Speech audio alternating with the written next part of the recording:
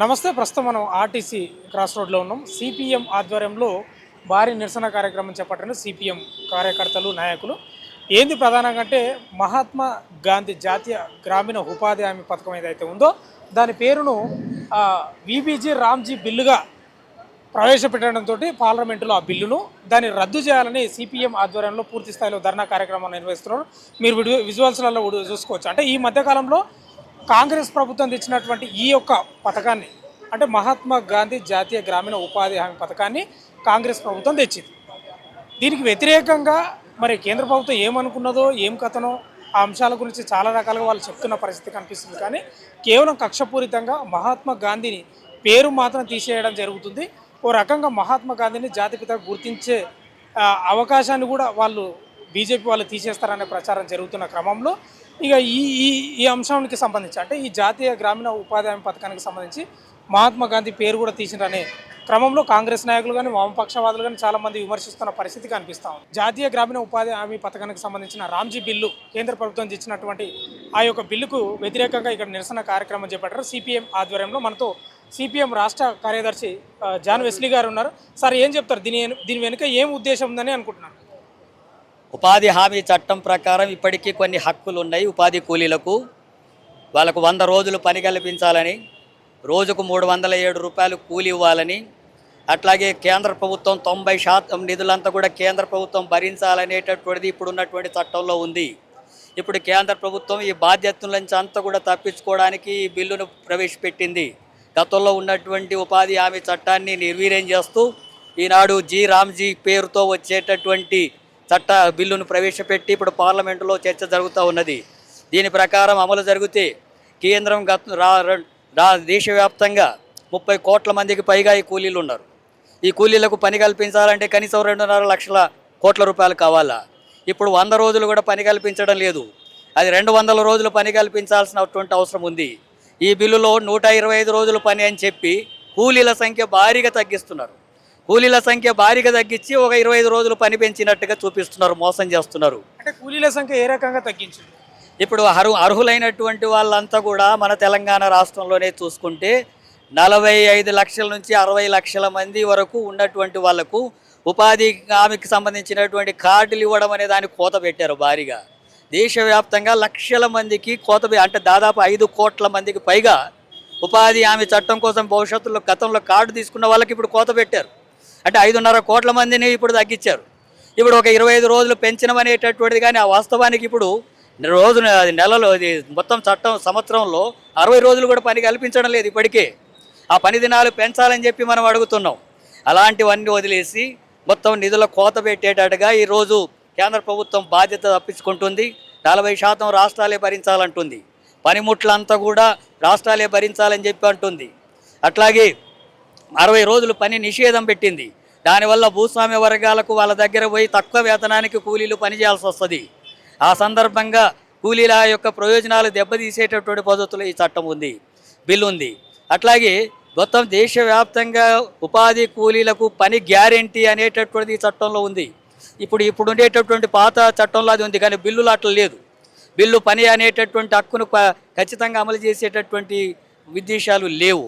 అట్లాగే ఈ మొత్తం బిల్లును గతంలో గ్రామీణ అభివృద్ధి కోసం కోరుకున్నటువంటి మహాత్మా గాంధీ పేరుతో ఉపాధి హామీ చట్టం ఉంది. అంటే సవరణలు చేసి బిల్లు పెట్టవచ్చు, దానికి అభ్యంతరం లేదు. కానీ మహాత్మా గాంధీ అనే పేరు మార్చడం వెనుక అసలు ఉద్దేశం ఏముందంటారు? వాళ్ళు సవరణ చేసినటువంటి దాని మీద కూడా అభ్యంతరం ఉంది. వాళ్ళు సవరణ చేసినటువంటిదే మొత్తం ఈ ఉపాధి కూలీల యొక్క హక్కుల్ని కాలరాసేటటువంటిది. కానీ దాన్ని రామ్జీ పేరుతో ప్రజలను మోసం చేసే కార్యక్రమం చేస్తున్నారు. మహాత్మా గాంధీకి వ్యతిరేకంగా ఆర్ఎస్ఎస్ భావాలతో ఉన్నటువంటి బీజేపీ మహాత్మా గాంధీ యొక్క ఆలోచనలను వ్యతిరేకిస్తుంది, లౌకిక భావాలను వ్యతిరేకిస్తుంది, సామాజిక సోషలిస్టు భావాలకు వ్యతిరేకంగా ఉంది.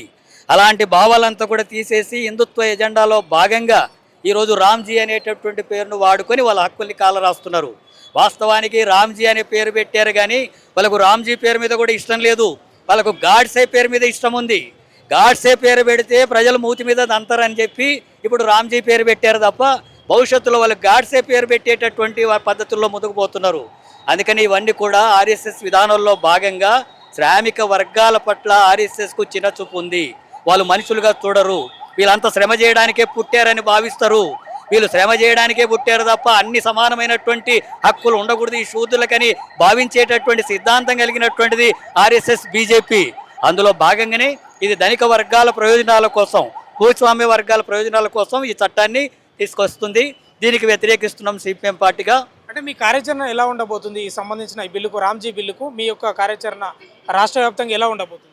సిపిఎం పార్టీ ఆధ్వర్యంలో రాష్ట్ర వ్యాప్తంగా పిలిపించాం. ఈ ఉపాధి హామీ చట్టాన్ని పాతదే కొనసాగించాలని, అట్లాగే 200 రోజులకు పని కల్పించాలని, అట్లాగే వేతనం 600 రూపాయలు రోజుకు ఇచ్చేటట్టుగా ఉండాలని, 60 రోజుల నిషేధం ఎత్తివేయాలనేటటువంటిది పాత పేరుతోనే ఈ చట్టం కొనసాగాలని చెప్పి డిమాండ్ చేస్తూ 18, 19 తేదీల్లో రాష్ట్ర వ్యాప్తంగా గ్రామాన నిరసన కార్యక్రమాలు ఈ బిల్లును తగలబెట్టాలని చెప్పి పిలుపునివ్వడం జరుగుతాయి అవి.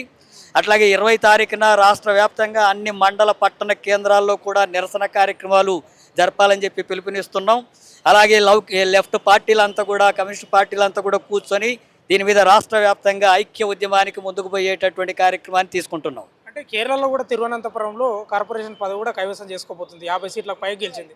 ఒకవైపు మీరు పోరాటాలు చేస్తున్నా కూడా సిపిఎం, సిపిఐ తరఫున కూడా ఎందుకు బీజేపీకే పట్టం కడుతున్నారు? మరి ఇవన్నీ యొక్క అంశాలను తీసుకుంటే తిరువనంతపురంలో వాస్తవానికి గతంలో వచ్చిన ఓట్ల కంటే సిపిఎం పార్టీకి ఓట్లు పెరిగినాయి అక్కడ.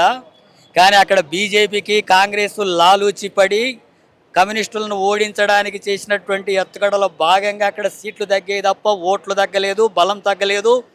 ఆ రకంగా మీరంతా కూడా ఓట్లు పరిశీలిస్తే గతం కంటే కొన్ని లక్షల ఓట్లు పెరిగినాయి సిపిఎం పార్టీకి. అక్కడ కాంగ్రెసే లాలూచిపడి బీజేపీకి అనుకూలంగా వివరిస్తుంది. అక్కడ బీజేపీతో అంటగాగినందుకే మాకు అక్కడ సీట్లు తగ్గాయి. అంటే ఇది ప్రధానంగా మహాత్మా గాంధీ గ్రామీణ ఉపాధి హామీ పథకానికి సంబంధించిన పేరు మార్పు అంశం. వాళ్ళకి అసలు మహాత్మా గాంధీ అంటే ఇష్టమే ఉండదు. వాస్తవంగా గాడ్సే పేరు పెట్టాల్సింది, కానీ దేశ ప్రజల నుంచి తీవ్ర వ్యతిరేకత వ్యక్తమవుతుందని రామ్జీ బిల్ తెచ్చారు తప్ప వేరే అంశం ఏం లేదు. వాళ్ళకు పూర్తి స్థాయిలో దేశంలో ఉన్నటువంటి 30 కోట్లకు పైగా ఉపాధి హామీ కూలీలకు సంబంధించి వాళ్ళ యొక్క సంఖ్యను తగ్గించడానికి సవరణలు తెచ్చి రామ్జీ బిల్లు తెచ్చారు తప్ప వీళ్ళకు పేదలపైన ఎలాంటి ప్రేమ ఆప్యాయత లేదు. ఖచ్చితంగా ఈ యొక్క అంశంపై దేశవ్యాప్తంగా సిపిఐ, సిపిఎం ఆధ్వర్యంలో అందరం వామపక్షవాదులం తీవ్రంగా కొట్లాడతాం, నిరసన కార్యక్రమం చేస్తామని జాన్ వెస్లీ గారు చెప్తున్న పరిస్థితి కనిపిస్తుంది. వీడియో జర్నలిస్ట్ గణేష్తో భాను, ఆర్టీసీ క్రాస్ రోడ్.